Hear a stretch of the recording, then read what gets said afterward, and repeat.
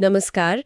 आज हम बात कर रहे हैं भारत में नर्सिंग के बाद जो करियर के ढेरों मौके हैं उन पर, खासकर बीएससी और एमएससी नर्सिंग करने वालों के लिए क्या-क्या ऑप्शंस हैं, है ना? हाँ, बिल्कुल।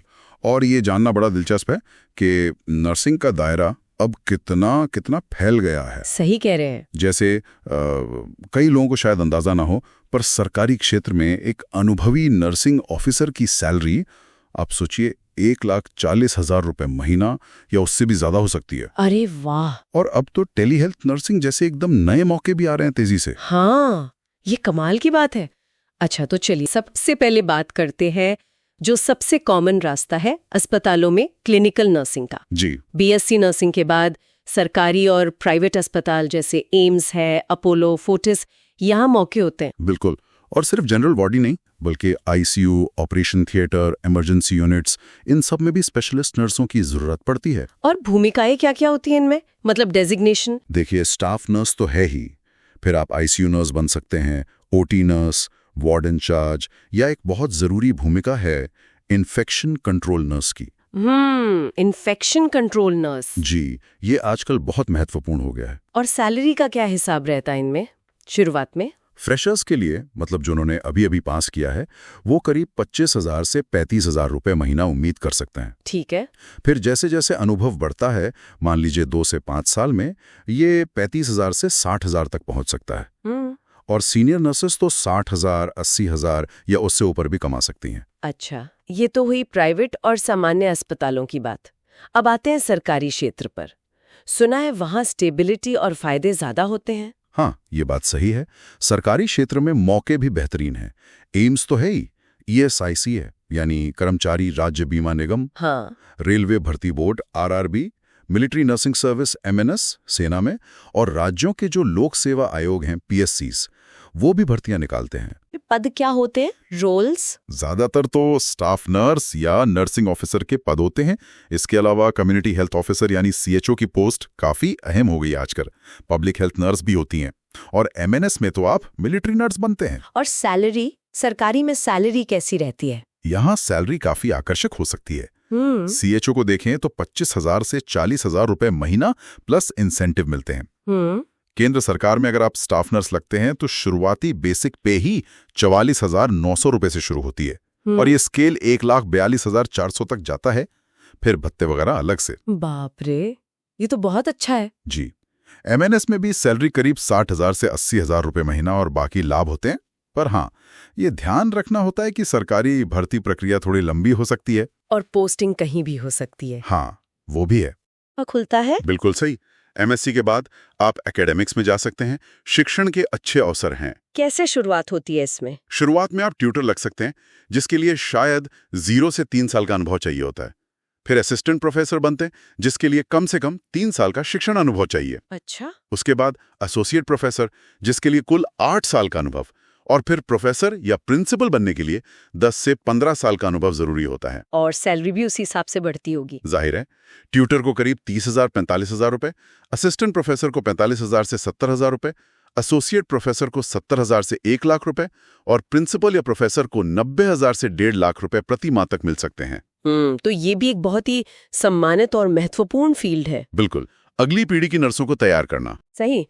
अच्छा, इन 3 मुख्य क्षेत्रों क्लिनिकल, सरकारी और शिक्षण के अलावा भी कुछ और रास्ते हैं क्या? हाँ, कई और हैं। जैसे सामुदायिक स्वास्थ्य में सीएचओ और पब्लिक हेल्थ नर्स का तो हमने जिक्र किया ही, 25,000 से 45,000 रुपए प्लस इंसेंटिव। एक और इंटरेस्टिंग फील्ड है इंडस्ट्रियल या ऑक्यूपेशनल नर्सिंग। वो क्या होता है?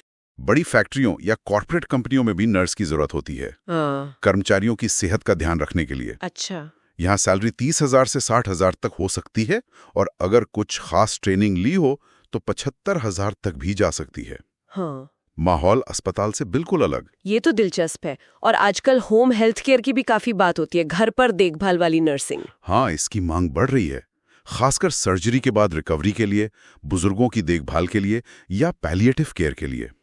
सैलरी 20,000 से 45,000 के बीच हो सकती है। और अनुभव के साथ लीडरशिप रोल्स भी मिलते होंगे। बिल्कुल, नर्सिंग सुपरिंटेंडेंट, मैट्रन या चीफ नर्सिंग ऑफिसर सीएनओ जैसे पदों पर पहुंच सकते हैं। यहाँ सैलरी 60,000 रुपए से शुरू होकर 1.5 लाख या उससे भी ज्यादा जा सकती है। और वो स्पेशलाइज्ड नर्सेज जैसे डायलिसिस वगैरह। हाँ, dialysis nurse, psychiatric nurse, OT nurse, ICU nurse, infection control nurse, ये सब स्पेशलाइज्ड भूमिकाएं हैं जिनमें सैलरी रेंज करीब 30,000 से 65,000 तक हो सकती है। विशेषज्ञता पर निर्भर करता है। ओके, अब थोड़ी सी बात करते हैं बिल्कुल नए जमाने की चीजों की। कौन से नए क्षेत्र उभर रहे हैं नर्सिंग में? टेक्नोलॉजी ने यहाँ भी काफी कुछ बदला है। हाँ, जैसे टेली हेल्थ नर्सिंग, यानी फोन या वीडियो पर सलाह देना। हाँ, दूर बैठे मरीजों को सलाह और देखभाल देना। हाँ, इसमें कम्युनिकेशन स्किल्स बहुत अच्छी होनी चाहिए। सही। फिर मेडिकल कोडिंग है, रिसर्च नर्स हैं जो क्लिनिकल ट्रायल्स वगैरह में मदद करती हैं। और एक और उभरता हुआ फील्ड है नर्सिंग इन्फॉर्मेटिक्स। नर्सिंग इन्फॉर्मेटिक्स ये क्या है? इसमें health care technology, data management और नर्सिंग प्रैक्टिस का मेल होता है। मतलब टेक्नोलॉजी का इस्तेमाल करके पेशेंट केयर को बेहतर बनाना। अच्छा, ये तो भविष्य की चीजें लग रही हैं। इनमें सैलरी कैसी होती है?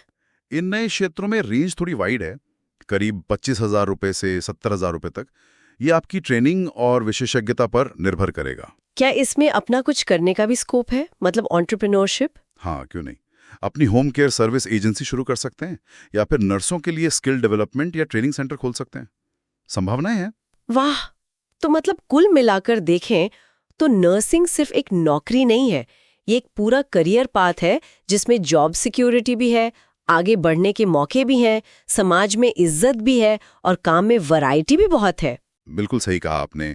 ये सिर्फ अस्पताल के बिस्तर तक सीमित नहीं है। ये क्लासरूम तक, रिसर्च लैब तक, बड़ी कंपनियों तक, मैनेजमेंट तक और अब तो टेक्नोलॉजी तक पहुंच गया है। यही चीज इसे भारत में सबसे ज्यादा उम्मीद जगाने वाली करियर में से एक बनाती है। तो इस पूरी बातचीत को समेटते हुए एक सवाल सोचने के लिए छोड़ा जा सकता है। जिस तरह नर्सिंग का दायरा बढ़ रहा है, खासकर टेक्नोलॉजी के साथ, टेली हेल्थ इन्फॉर्मेटिक्स, क्या भविष्य में नर्सों की भूमिका सिर्फ मरीज की देखभाल तक ही रहेगी या फिर वो हेल्थ केयर पॉलिसी बनाने में और टेक्नोलॉजी में नए इनोवेशन लाने में भी एक बड़ी अहम भूमिका निभा सकती हैं? इस पर जरूर सोचिएगा।